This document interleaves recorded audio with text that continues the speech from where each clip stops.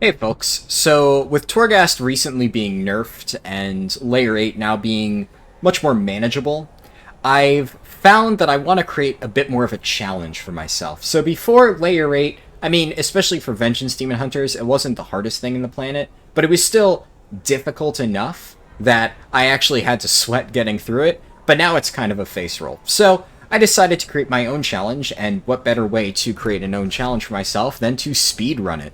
So what I'm going to be doing here is I'm going to be speedrunning Torghast Layer 8, the upper reaches, and I'm going to be doing it, obviously, as fast as possible, but I have a lot of little tricks up my sleeve. Now, obviously, I have the basic consumables, so this is a trinket, Flayed Wing Toxin, but I also have food. Personally, I'm using crit food, so Spine Fin Souffle and Fries. I also have weapon oil, so Shadow Core oil over here. And I have flasks, Spectral Flask of Power. I have Heavy Desolate Armor Kits, which I can apply to my chest to get bonus stamina. And lastly, I have these Potions of Phantom Fire, which are going to be pretty nice to use on the last boss. Also keep in mind you can use 2 Shadow Core oils, so I have 1 on each. I also have drums, pretty straightforward there.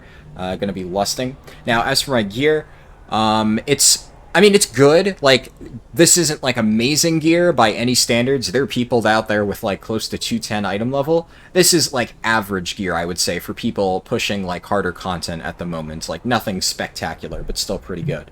Now, another thing before we get into the speedrun itself is the setup. So, you can theoretically farm whatever anima power you want at the start, provided it's a rare or an epic, by continually running the first floor of a layer 1 of whatever you're trying to do. So I've been spamming layer 1 Torghast the upper reaches to reset my anima powers until I get something I wanted. Now, the 2 anima powers that I was potentially trying to get is 1, Heart Piercing Spine, which makes it so my Throw Glaive sets enemy targets' health to 70%. I was not able to get that. I spent an hour running floor 1s over and over and over and over. I've settled for basically the 3rd best power. The second one is Imprison will mind control something. I technically didn't really want that, but whatever. But the 3rd best power is Elysian Decree, does 40% additional damage, and, well, I have that sitting, ready and waiting. I've already checked it on layer 1, now I just go into layer 8, and it's sitting there ready for me to take it. So, also, there's obviously no official speedrun category for this, so I'm kind of making up my own rules, so to speak. But I'm going to be doing it so the timing starts the moment I interact with something once I load into Torghast, and the timing ends the moment I interact with the closing portal of exit Torghast. So it's like, do you want to exit Torghast? When I hit yes, timing stops. So that's the basis of the run. Let's get into it. So we're going to go into layer 8 over here and load in. So there's a lot obviously going on, and I'm going to try to explain things as best as I can when we get into it. First of all, got to make sure that I start my timer, and let's go. So Elysian Decree does 40% more damage. Now, this is layer 8, but that's not going to stop me from doing a really big pull. So as soon as I free this soul, which, by the way, souls, every freed soul gives you 1% main stat. Very important that you free as many souls as possible. So I'm going to try to do a really big pull here. You might say, oh, well, that seems kind of stupid because it's layer 8, but I'm also a Vengeance Demon Hunter, and Vengeance Demon Hunters just kind of don't really care about how many mobs they're fighting. In fact, the more mobs I'm fighting, the better as a Vengeance DH, because one thing that you might be thinking is, oh, don't you have a target cap? What target cap? Spirit Bomb isn't target capped, so I just kind of kill everything. Yeah, by the way, this is a layer 8, even if it doesn't seem like it. So you don't need to kill every single mob. A few of them evade bugged and leashed, so it's fine. I'm gonna go check this anima cell. We'll do that one. That's actually a pretty good pickup off a generic anima cell. So I've kind of figured out what the general priority for Vengeance is. There's a few different builds you can go, and the best one by far is the Elysian Decree build. So Heart Piercing Spine, the reason I wanted that one is just because it's really powerful on its own, because it just sets enemy health to 70%. But the general build you want to use, it's not good, but it's not bad, is Elysian Decree. So you want to build completely around Elysian Decree. Now, There's a lot of different things that synergize with it. Some are good, some are bad. We'll get into it. But one thing is, like, power level, so epic, rare, etc., is not always indicative of whether or not something is good. Like, that epic power I got back there, it's not bad, but there are plenty of common powers that I would gladly take over that thing. It just happened to be pretty good, and especially compared to the thing that I was offered against, it's not bad. It's basically, every once in a while when I use pretty much Elysian Decree, because I generally don't like to use my other sigils. So, fun fact about Vengeance Demon Hunter right now, with my Bis Legendary, Razilix's Defilement, whenever I use Soul Cleave, I reduce the cooldown on a random legendary, or a random sigil, by 2 seconds. Meaning that I want to have all of my sigils off cooldown. Whoa, that's a... making me pick between two of the best options, huh, game? But Searing Deathbrand is rarer. Okay, wow. Well, this is a good start. Ooh, this is a very good start. I'm gonna pop my Phantasmic Infuser. What did it give me? 200 crit? Oh my fucking god, what is this start? This is actually fucking crazy. Okay, so... Phantasmic Infuser consumes 100 Phantasma and gives me a random stat buff by 200 for 30 minutes, and it just gave me my Bis stat, and I just got a second Searing Deathbrand, which, as we already went over, is the thing that I literally reset a million times and finally settled on because it's just that good. Even though I would have preferred Heart-Piercing Spine. The other one is Demonic Curio reduces the cooldown of your sigils, meaning you get Elysian Decree more often. I don't think I need to explain why getting your super overpowered ability that we're building around more often is really good. So those are the main staples of the build. Let's see, what do we have here? All of this is garbage. Let's just go with the Elysian Decree heal. That just means that I can do really big pulls, drop an Elysian Decree, and kind of, you know, cheat, because it'll just keep me alive. Also, you can move while that's happening. Of course, I get a trap floor, which means, fuck me, I eat that to the face.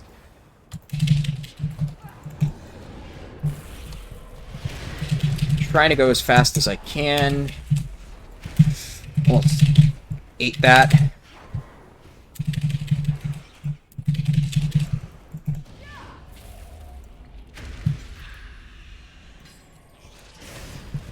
Okay, fine.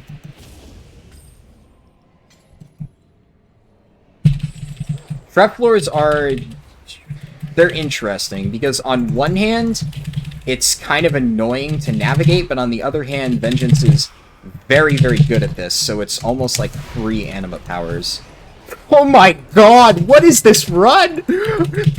I swear, this is literally the first run I've recorded. I spent an hour doing, like, you know, farming for the right animal power. This is the first layer 8 speedrun I've recorded, and I've gotten how many? You're joking. What? Also, Spirit Shackles. I don't know what is casting this, but it's annoying as hell. But I'm moving. I don't know for how long, but... I guess it caps out at 10. Am I gonna get another one? Oh my god, Grim Tinder. Okay, Grim Tinder dealing any damage refreshes the duration on Immolation Aura, and oh no, oh no. Oh, this is something. I don't know what's going on here. But, it's that guy, the Shackler. He's the one casting it on me. Okay. So I need to get this, and we got him, okay. And then...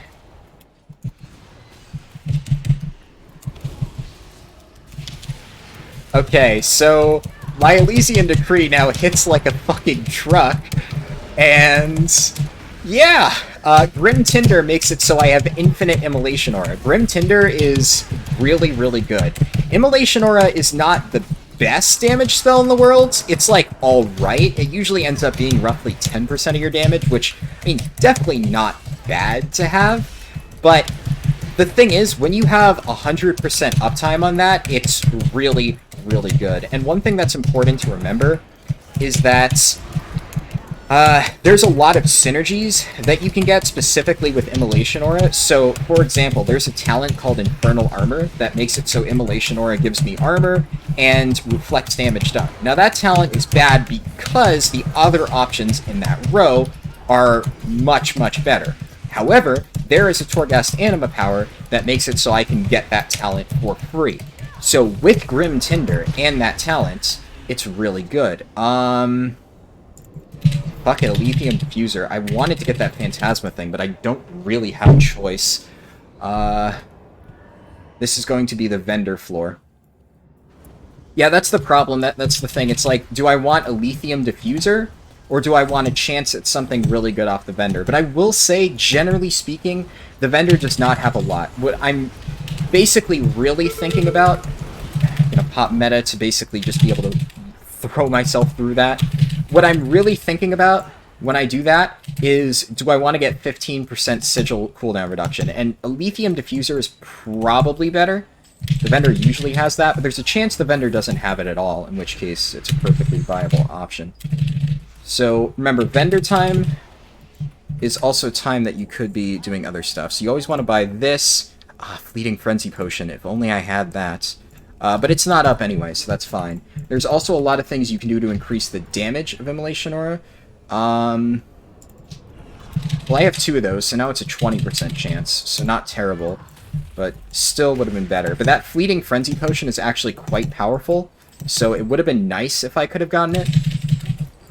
Also, I forgot to actually get the soul over there, so probably would have been good if I did that. Minor time loss. It's debatable whether or not I should have actually done this, but... Wait, was I able to... Okay, for some reason I was able to gun shoot there. I never knew that was a thing. Alright, something good? Okay. I mean, that's not amazing, but at the same time, that's a 60% chance to just reset the cooldown on Fell Devastation, which... is interesting. There's another popular build, Fell Devastation build, which I don't personally think is that great, but it has its uses. So the thing with Fell Devastation is I don't think it's very powerful on its own, but if you get the right synergies for it, you can really, really make it work. So there's like a power that makes it so Fell Devastation makes you immune to all damage. And if you do that, and you basically find a way to chain Fell Devastations by making it never have a cooldown, you could, in theory, be immune to almost all damage. Now, obviously, there's still windows where you have to generate the resources required to use those Fell Devastations. But still, within those windows... within those windows, you have enough mitigation to survive. I mean, it's not like this stuff hits ridiculously hard. And that's garbage. None of this is good, but I need these keys.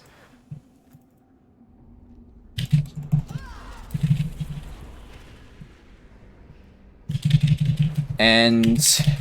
yeah, I mean, the main thing is, the Elysian Decree build obviously has a lot of survivability, but it also has a lot of damage. Elysian Decree hits like an absolute truck.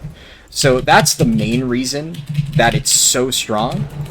And the Fell Devastation build is super tanky, but Vengeance is already really tanky. And damage in Torghast does matter a lot, especially when you're doing this solo.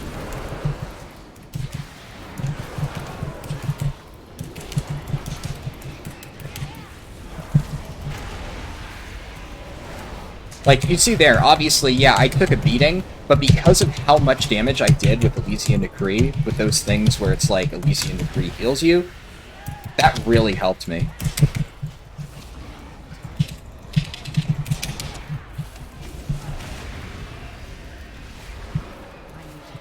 Okay.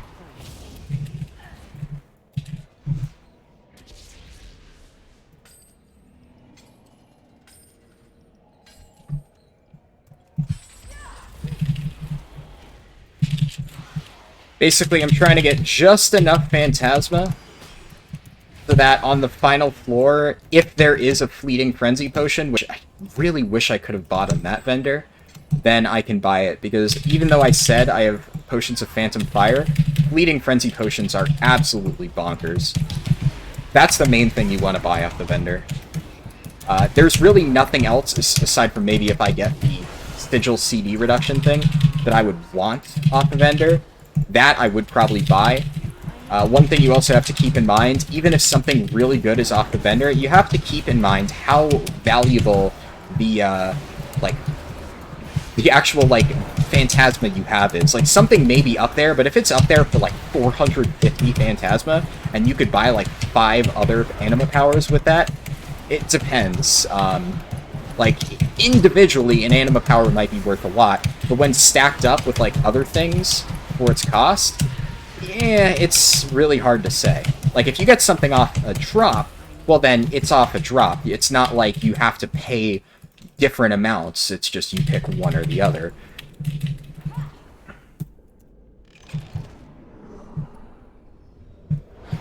That would be really good if I wasn't only, one floor away from the boss. Offer of Souls is nice, because Offer of Souls gives me basically 10% agility, which, 10% agility, is it amazing? No. Is it good? Yes, it is.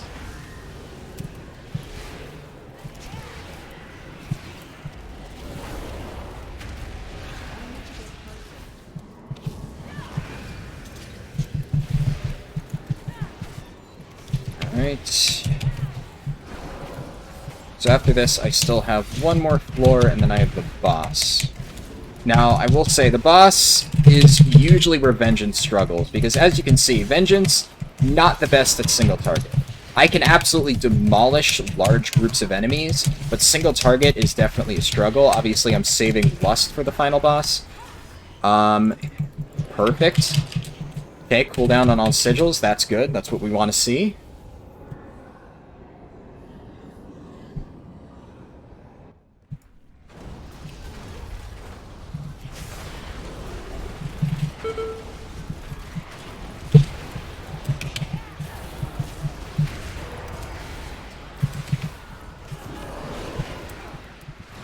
Alright, I'm trying to go fast here.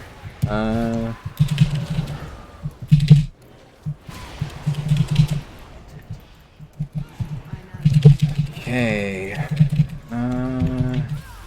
Smash all these pots. This. Tower Sentinel. The one thing, this little alcove here is perfect. You can use it as an LOS spot to get all the mobs to run to you. A lot of people don't realize this, but it trivializes a lot of these ads.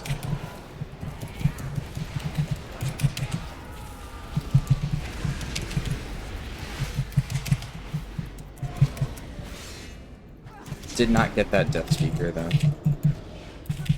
You have to remember, without knowing which ones drop anima powers or not, it's kind of a crapshoot, but obviously, the rares drop anima powers. This guy might drop an anima power. The Phantasma he drops is probably not worth the time it takes to kill him. But if he does drop an anima power, it could be something good, which could really help me on the final boss, which is definitely where Vengeance will take a lot of its time. Obviously, DPS can nuke the final boss. I can fly through the floors, and then the final boss can take me a few minutes. So he did drop a power. Is it good? It's okay. It's not bad. Get the soul fragment.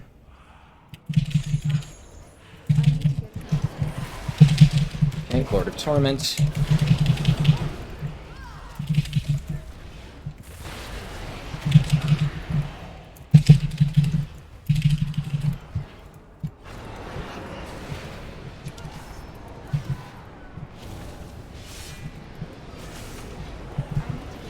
Okay, want to make sure that I'm damaging both of them. Trying to be as efficient as possible. Kick, nice. Okay.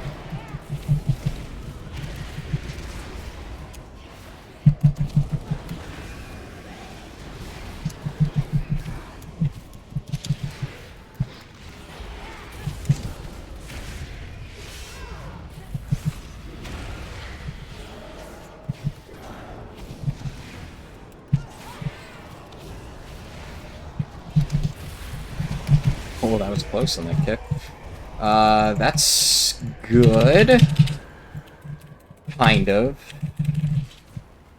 Refreshing the cooldown on Elysian Decree is never bad. I generally don't need to use File of Serenity as, like, an actual survivability thing, so having access to that will help. Now, I will say, you might be wondering, is it worth it to open those soul fragments, since they require 4 clicks?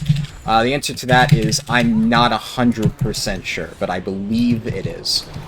It does add up to a lot of main stat, which, I mean, is a lot of damage, so it does save you quite a bit of time. I don't know. Your mileage may vary, basically, but I personally think it's worth it.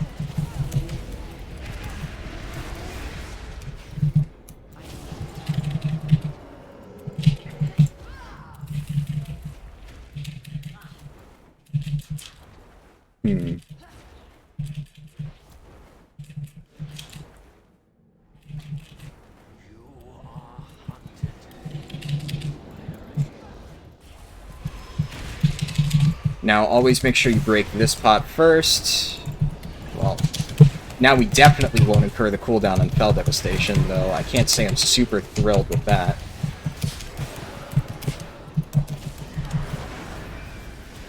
Close. I'd say the Tremor Beast Heart ability is pretty strong, so it's going to be nice to have that, unless something else really good drops, but it would have to be, like, Heart-Piercing Spine levels are really good for me to want to run it.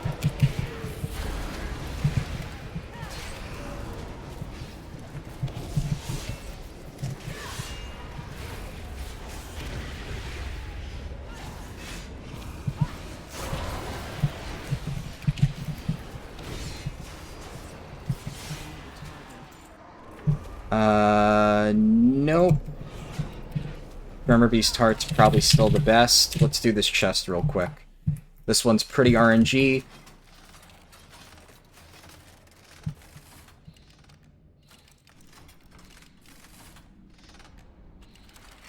Wow, okay, well that worked. Nice! Demon Glass Curio is definitely a good pickup. A little skip you can do here. Can Infernal Strike that way. Tag this guy. Jump over the fire.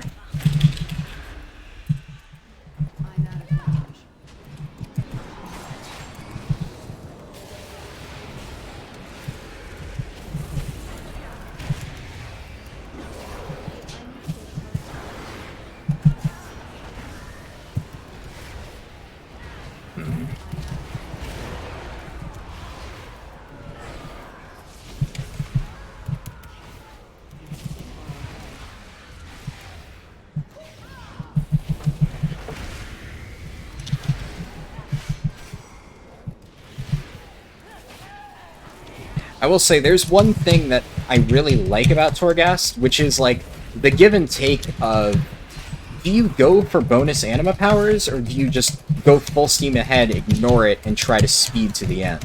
Because on one hand, like, if we're doing actual speedruns, all of these are garbage. If we're doing actual speedruns, then there's a certain element of, well, how much do you really need? Like, at one point is, like, too much power, or at what point is, like, power too much power, basically. You can only really have so much until it just becomes, like, not really efficient, and then there's always the guesswork of, will I actually get a power that I want? And you never really know. So, let's real quick check these. Demon Glass Curio, yeah, that's probably better than whatever I'm going to get out of the other ones. Plundered Anima Cell, Oberlaron, Venom. Now I pop these two. Concentrated Sigils. Pending Anima Power. Whatever. Synod. Alright.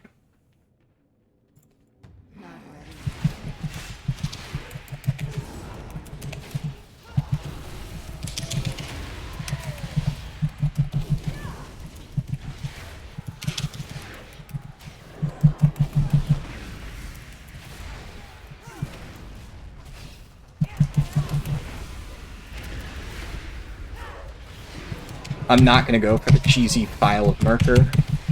I think that's probably unnecessary here. Do this, do this.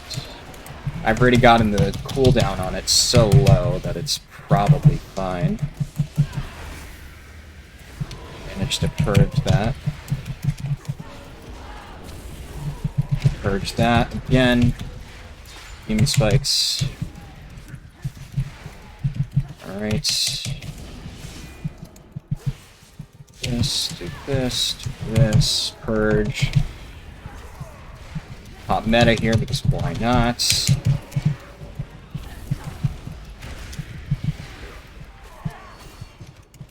Fiery Brand because also why not? Dump this to get back my Elysian Decree on the next GCD. And this, then this. This.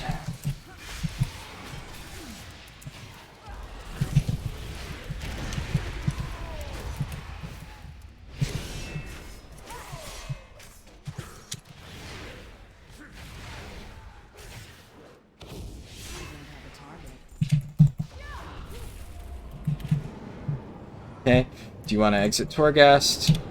23 minutes. Alright, I'm happy with that. Sub 25. Oh, see, here's the thing. In all of my, like previous, I don't want to say practice runs, because I wasn't really trying to speedrun it, but, like, actual runs when I was first doing this, like, just at a regular pace, I got, like, around 26 to 28 minutes, and the thing is, in most of those, I actually got Heart-Piercing Spine, so that was actually pretty unlucky that I didn't, because Heart-Piercing Spine, especially for, like, those floor bosses, it shaves off so much time for Vengeance DH. So not getting that, like, that's kind of the interesting duality of that run. I got 3 Searing Brands, and I got 0 Heart-Piercing Spines. So the RNG is really interesting, because obviously you can't say I had bad RNG, but I didn't have, like, perfect RNG. But that almost makes it more interesting, because it means there's more, like, skill to playing around the different powers that you get and how you manipulate your build. Like, personally, I love roguelikes. Like, I've been playing ever since Torghast came out. It made me want to play Slay the Spire again, and I've been playing the shit out of that. And it's just so much fun to experiment with different builds. So I really, really think there's a lot of potential in Torghast speedrunning, just as, like, a fun little thing. And especially, oh man, once Twisting Corridors comes out, I'm going to play the shit out of that. That's going to be fun. So, I love doing this. Like, I had a blast that whole time. And I am definitely going to try to do more of these. I'm going to do, probably, before this, like, is actually uploaded, I'll probably record Fracture Chambers and then post that at another time, because, you know, I don't have tons of time to do editing right now, so probably only 1 for now. But next week, whatever's up, I'll do those 2, and then I'll go back and do, like, the other, and then I'll have all 6. And I just really enjoy this. So another thing I want to quickly say is tomorrow at 5 p.m. Eastern Server Time, I am going to be streaming Mythic Plus, and then later on, normal Castle Nathria Last 3. So Mythic Plus is probably going to be around, like, plus 10 keys, like, nothing extreme, but still pretty solid key pushing. And normal Castle Nathria, my group did 7 out of 10 on Tuesday, and then we did Heroic for the other 2 days that we raid. So we're going to be finishing off Sludgefist through Denathrius. We should be able to kill all 3. So if you're curious about what the last 3 bosses look like on normal, and you just want to see, like, keys and stuff, I'd highly recommend tuning in and checking that out. But yeah, I hope you guys enjoyed the video. I'll probably be doing a lot more stuff like this, so see ya.